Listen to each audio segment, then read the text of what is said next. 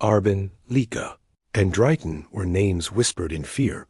Across Europe, three men who built an empire of smuggling, silence, and untouchable power, shaping Albania's criminal underworld from the shadows while the world remained unaware. In the late 1990s, Albania seemed like a quiet, almost forgotten corner of Europe. Its narrow streets, lined with small, worn houses, reflected the daily routines of people who had survived decades of political turmoil. The mountains stood tall and silent, guarding villages that had seen little change for generations, while the Adriatic and Ionian seas shimmered under the sun, hinting at trade routes long used but rarely noticed. On the surface, life moved slowly, predictable and calm.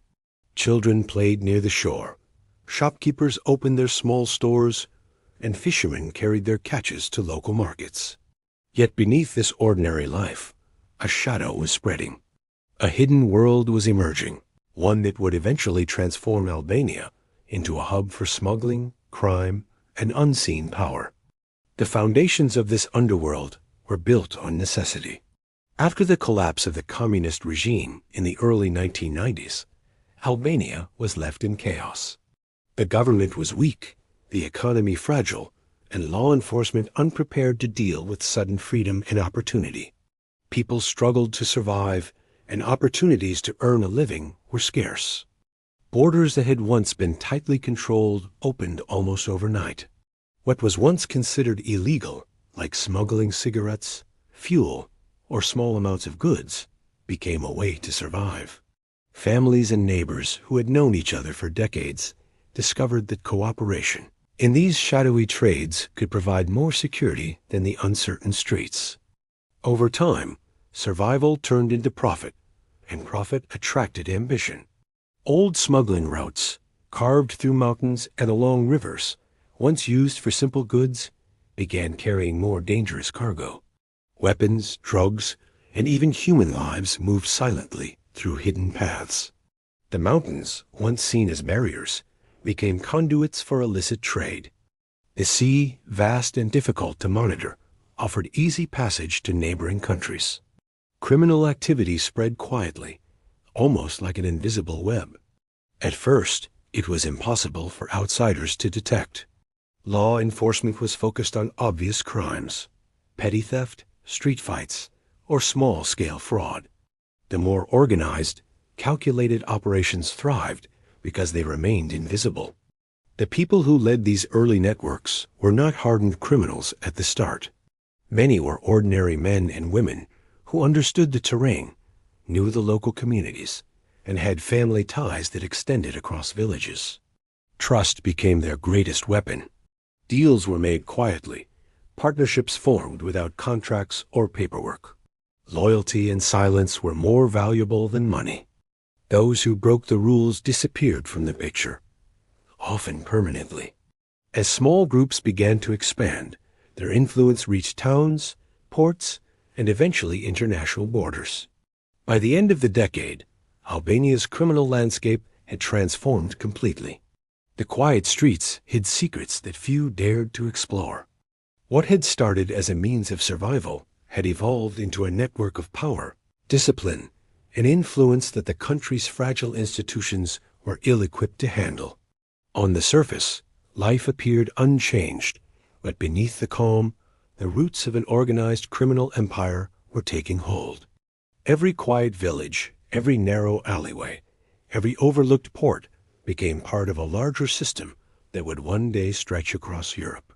The ordinary and the criminal coexisted, and for many, the line between them blurred beyond recognition. What seemed like peace was, in fact, the beginning of a silent and unstoppable transformation.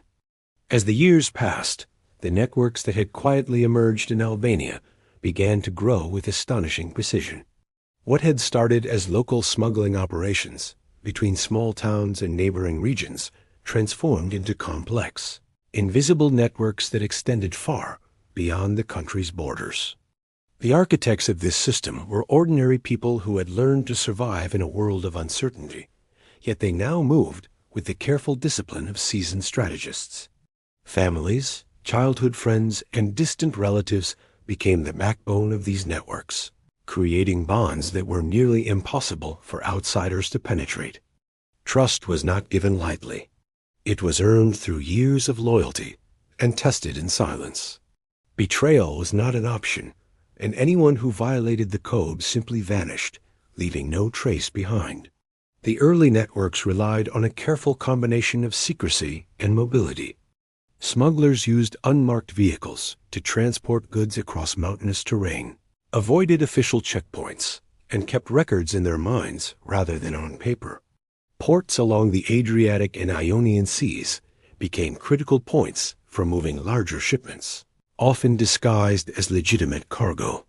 These operations required coordination, planning, and patience, yet those involved treated their work as routine. There were no flashy displays of power, no overt threats. Everything depended on invisibility. The groups that succeeded were those who could remain unnoticed while expanding their reach. Expansion into Europe was a natural progression. Italy and Greece were the first countries to feel the reach of Albanian networks, often through small shipments of contraband that went undetected in larger trade flows.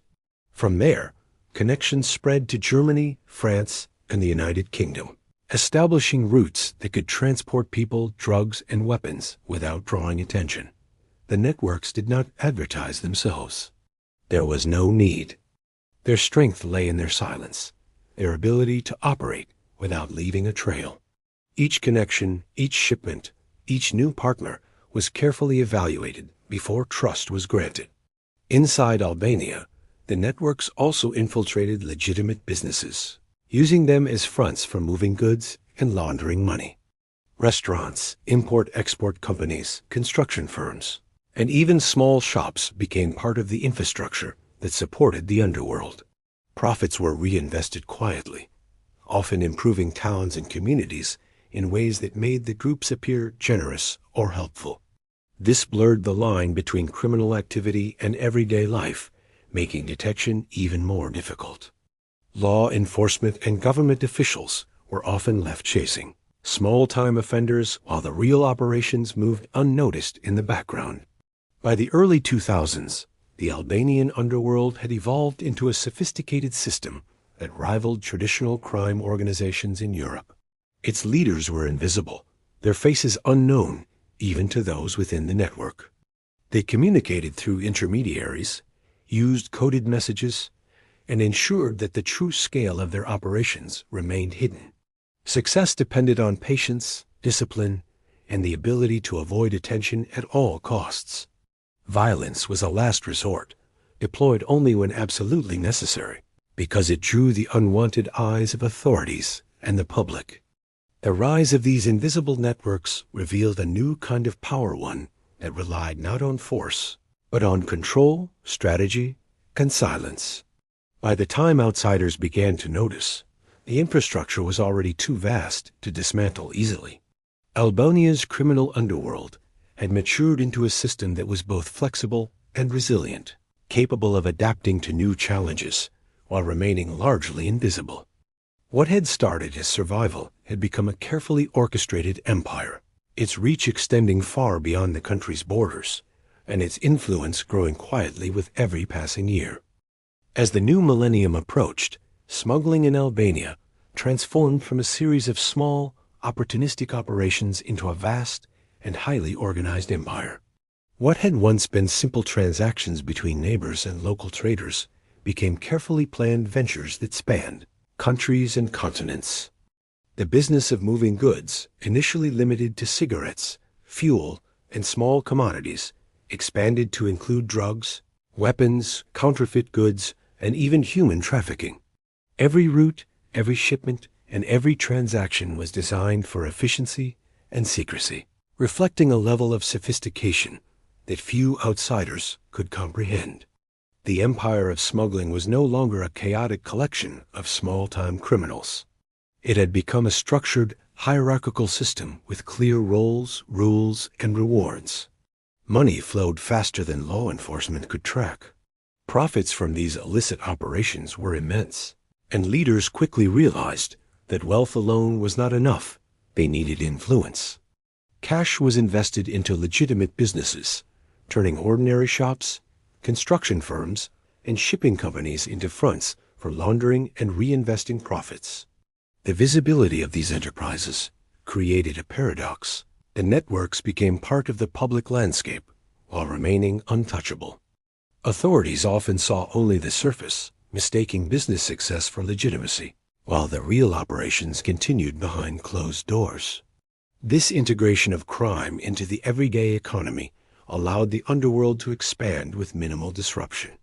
The scale of smuggling operations grew with alarming speed.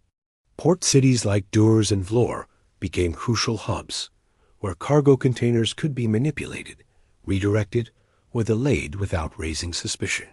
Routes over mountains and through forests allowed shipments to bypass checkpoints entirely. Leaders studied logistics with precision, analyzing patterns of customs inspections, border patrol schedules, and international trade regulations.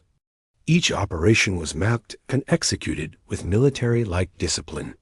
Those who failed were not tolerated, and loyalty was enforced with an unspoken but unmistakable threat.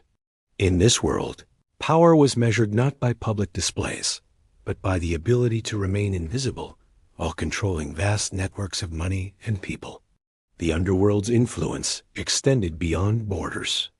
Albania became a supplier and connector for European criminal markets, supplying drugs to Italy, weapons to Greece, and facilitating human smuggling to Germany and the United Kingdom. Networks were interconnected, and alliances were carefully managed to prevent conflict. Leaders understood that unity and discretion were more profitable than violence and spectacle. Even when disputes arose, they were resolved quietly, often in ways that left outsiders unaware of the true scope of authority. The transformation of smuggling into an empire changed the society around it. Communities benefited from investments, infrastructure, and jobs, creating a veneer of normalcy that concealed the underlying criminal activities. Fear and loyalty ensured silence, and as long as profits continued to flow, few questioned the source of wealth or the means by which it was acquired. The empire thrived in shadows, its leaders rarely seen, yet its impact was felt everywhere. The ordinary streets, quiet ports, and bustling markets were all part of a network that stretched far beyond Albania, an empire built on smuggling, secrecy, and careful, calculated power. By the early 2000s, the criminal networks of Albania had achieved a level of sophistication that made them both invisible and indispensable to the larger European underworld. Their reach extended into governments, businesses, and law enforcement, creating a system in which control, money, and influence were inseparable. What had begun as survival and opportunism had grown into an empire that defined a generation, leaving a legacy of power built on silence, fear, and careful planning. In this empire, visibility was weakness, and anonymity was strength, the most valuable currency of all. In the underworld of Albania, silence became one of the most powerful weapons. It was not enforced through visible brutality alone, but through fear, manipulation, and an unspoken understanding that speaking out could have deadly consequences. From the early days of smuggling to the formation of large, sophisticated networks, criminals learned that the less people knew, the stronger they remained. Witnesses disappeared without a trace, files went missing in police offices, and investigations were quietly stalled or redirected. In towns and villages, people understood the rules. Questions were dangerous. Observation could be fatal, and loyalty meant survival. Silence was more than a tactic, was a culture that permeated every aspect of life in the shadows.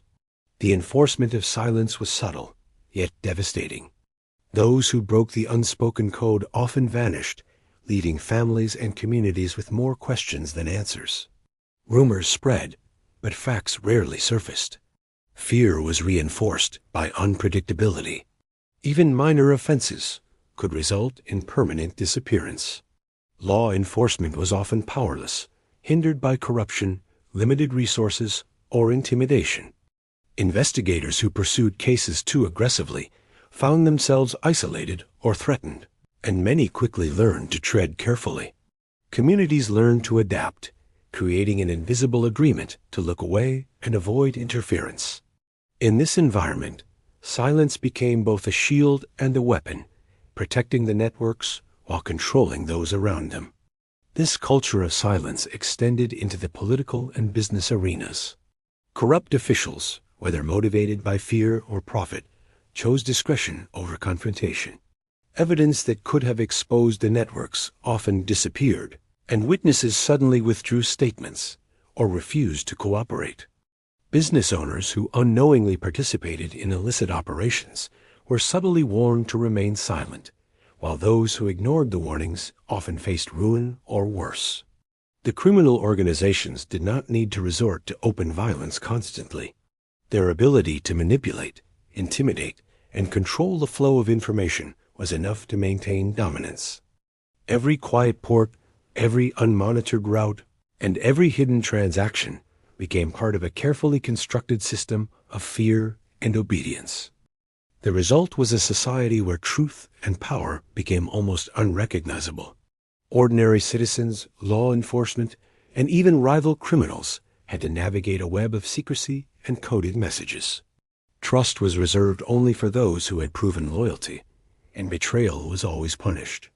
The absence of information made it impossible for outsiders to understand the scale and depth of the operations. What seemed like ordinary economic activity, trucking goods, opening shops, managing ports, was often a front for something far more dangerous. The networks thrived not because they were invincible, but because they had mastered the art of invisibility. By the early 2000s, the culture of silence had solidified into a system that protected the underworld at every level. It was a method of survival, a tool of control, and a source of power. Even as international authorities began to investigate Albanian networks, the lack of reliable witnesses and concrete evidence slowed progress, allowing leaders to maintain their grip. Silence had become a language, a code, and an unspoken agreement between criminals, communities, and sometimes even officials. It was the invisible force that allowed an empire built on smuggling, corruption, and fear to operate with remarkable efficiency, showing that sometimes the most dangerous power is not visible at all. In this world, the absence of words spoke louder than violence. The underworld proved that secrecy, loyalty, and fear could achieve more than open confrontation. Those who understood the rules thrived, while those who challenged them disappeared. The lesson was clear.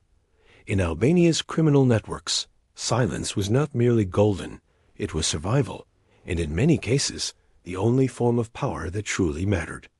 As the Albanian criminal networks grew in power and sophistication, their influence began to reach beyond the shadows and into the corridors of political and economic authority. The underworld had long relied on secrecy, fear, and loyalty to maintain control, but over time, it became clear that money alone could not secure lasting dominance. To protect their interests and expand their reach, the networks began infiltrating legitimate institutions, ensuring that power and influence extended into places where laws were made, budgets were approved, and decisions were enforced. Politics became a new frontier, not through confrontation, but through subtle manipulation and strategic investment. The connections between organized crime and political authority were often invisible to the public eye. Leaders used their wealth to quietly support campaigns, fund local projects, and invest in businesses tied to influential figures. The benefits appeared legitimate: roads were built, schools repaired, and services improved, but behind the scenes, these contributions were a method of securing loyalty and influence. Politicians, reliant on funding and local support, were reluctant to challenge or investigate the very groups that were stabilizing parts of their constituencies. This created a cycle of dependence. The underworld provided resources, and politicians ensured that legal and administrative oversight remained limited or conveniently blind. Corruption became systemic, but it was not always overt. Investigations were slowed or quietly redirected. Officials who attempted to challenge the networks faced intimidation or career sabotage, and laws were interpreted in ways that favored criminal operations. Even reforms intended to strengthen governance were often diluted or delayed. The result was a political system where criminal and legal authority overlapped, yet neither side was fully visible to the other.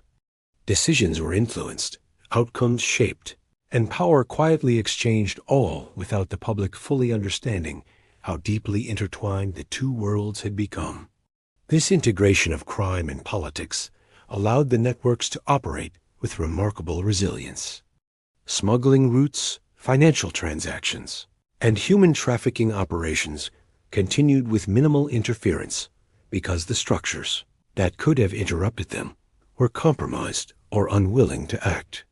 Leaders of the underworld could focus on expansion rather than evasion, confident that their influence extended into enforcement agencies, customs authorities, and even local governance.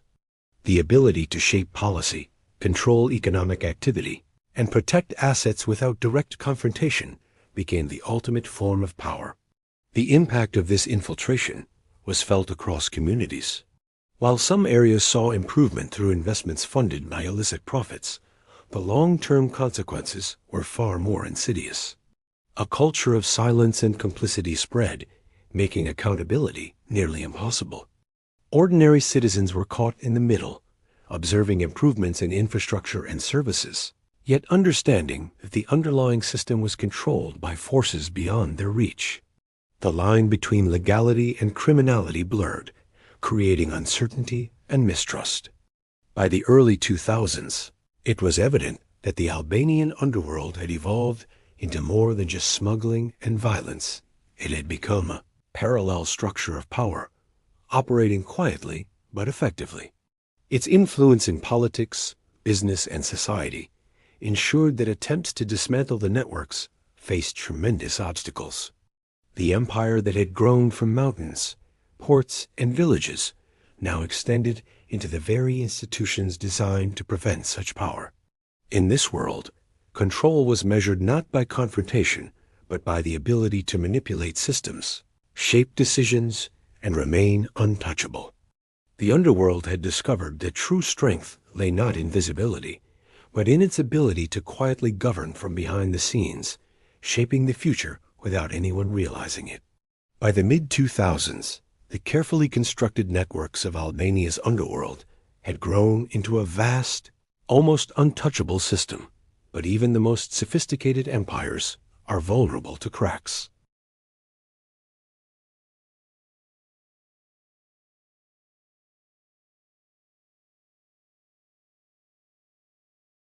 As smuggling and criminal operations extended into Europe, law enforcement agencies in Italy, Germany, Greece, and the United Kingdom began to notice patterns.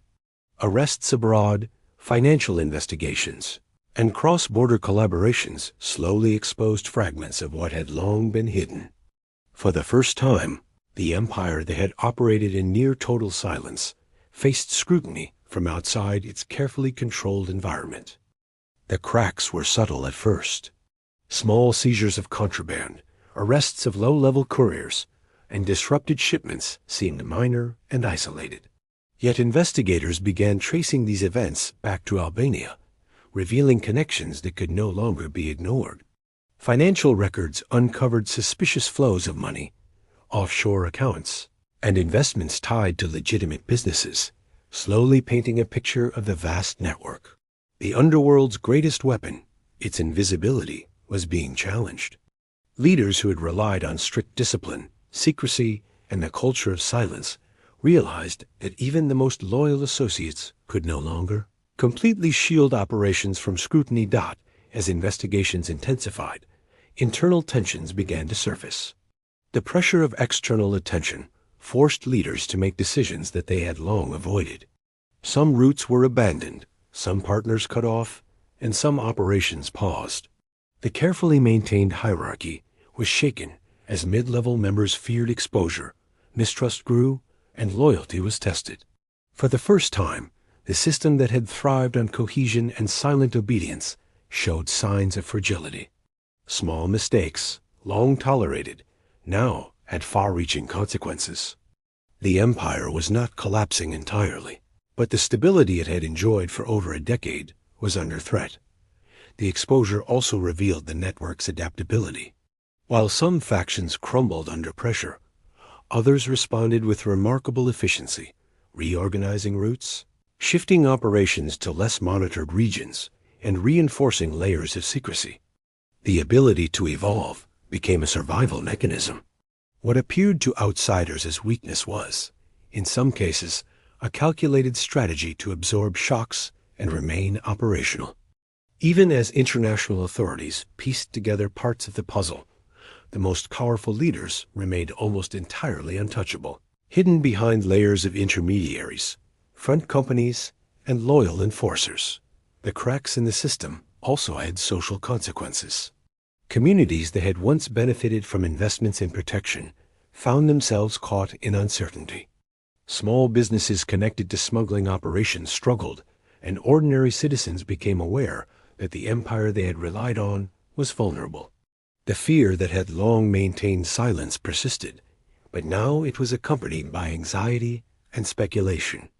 Rumors spread more rapidly than ever, revealing the fragile balance between authority and chaos that had long governed life under the shadow of the underworld. By the late 2000s, it was clear that Albania's criminal networks, while far from destroyed, had entered a period of transformation. International scrutiny, internal strain, and the evolving nature of crime forced the empire to adapt. The cracks revealed both vulnerability and resilience, showing that the underworld was not invincible, but capable of survival through careful planning, secrecy, and adaptability. The stage was set for dramatic shifts in power, exposing the tension between an empire built on silence and the relentless pursuit of truth by forces determined to dismantle it.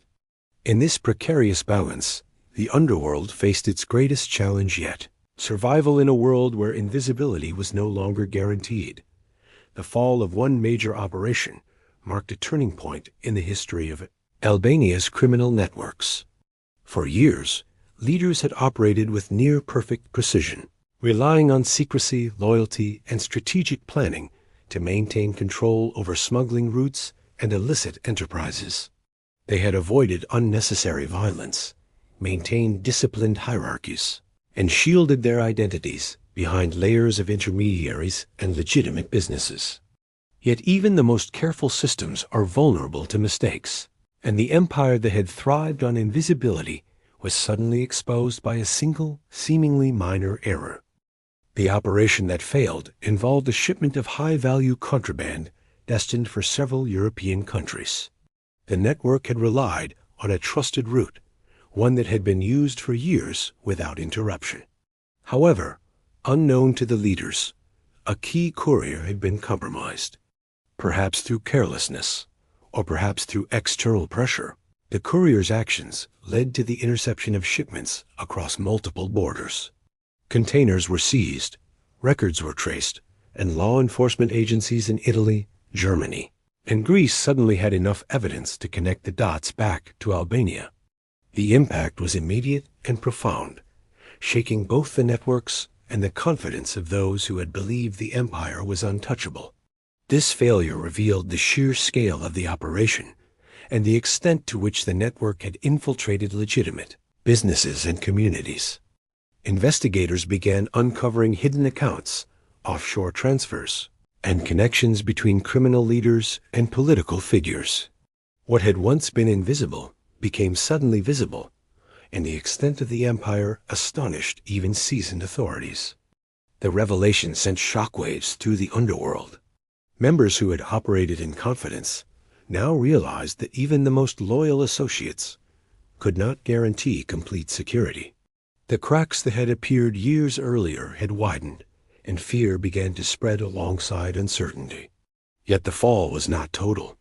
While some factions crumbled under pressure, others responded with swift adaptability.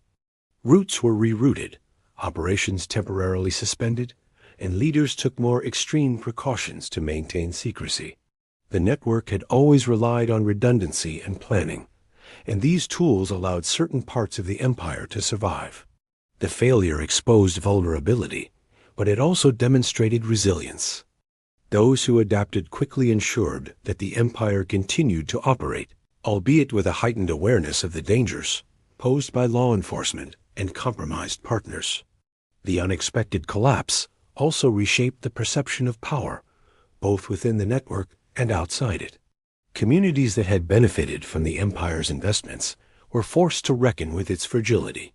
Corrupt officials and business intermediaries realized that the protection they had taken for granted was not absolute. Even international authorities gained a new understanding of the sophistication, reach, and adaptability of Albania's criminal networks.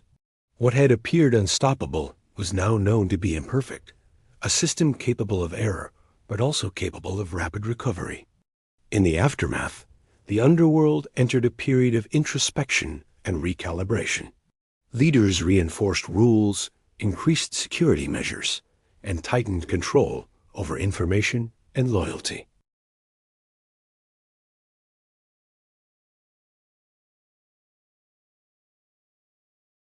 Power in Albania's criminal world was not defined by invincibility, but by survival, adaptability, and the quiet control of knowledge and influence. The collapse of a major operation served as both a warning and a lesson. Even empires built on secrecy and discipline are vulnerable, yet the ones that survive are those that learn quickly and adapt even faster. Today, Albania's criminal underworld remains a force both pervasive and invisible, its influence stretching far beyond what most outsiders realize. The networks that began as small smuggling operations decades ago have evolved into a sophisticated system capable of surviving scrutiny, pressure, and internal upheaval. Its leaders continue to operate from the shadows, rarely seen and almost never publicly identified. Unlike traditional criminal organizations that often rely on bold displays of power, the Albanian networks thrive through anonymity, careful planning, and the quiet accumulation of wealth and influence. Their control is measured not by violence or intimidation alone, but by the ability to remain untouchable while shaping events from behind the scenes. The methods of the underworld have adapted over time. Smuggling routes shift as borders tighten, technologies improve, and international cooperation increases. Networks use a combination of legal and illegal enterprises to move money, launder profits, and maintain influence. Front companies, real estate, and even investments in legitimate infrastructure continue to mask the extent of operations, blending criminal activity seamlessly into the economy. The system has become highly resilient.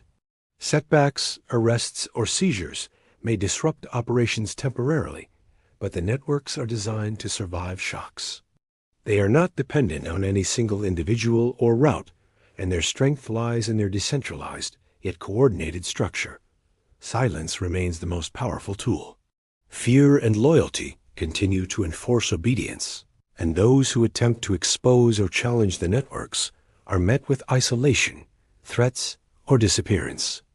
Communities and officials alike have learned to navigate this world cautiously, aware that too much curiosity can be dangerous. Even with growing international awareness, the true scale and depth of the underworld remain largely hidden.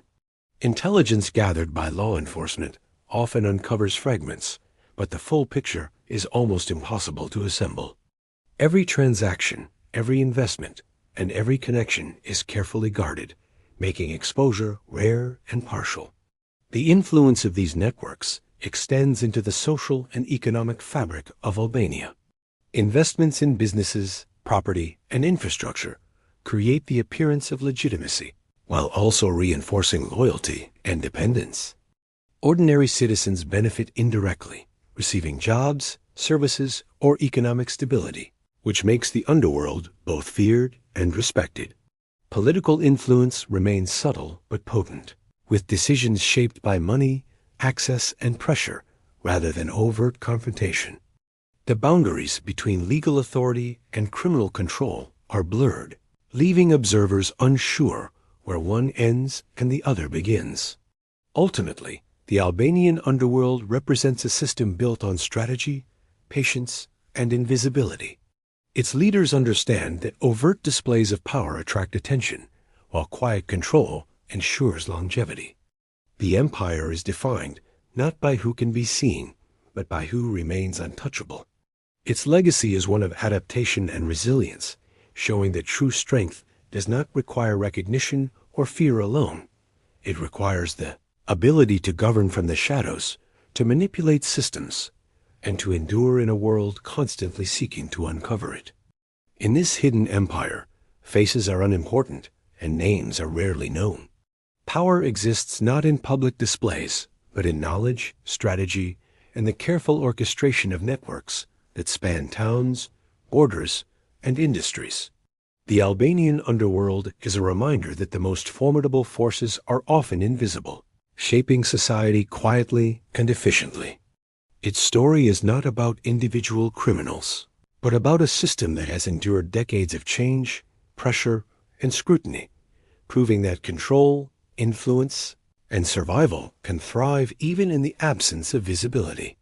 The most enduring lesson is that true power can exist without recognition, and sometimes what cannot be seen is more dangerous than what is.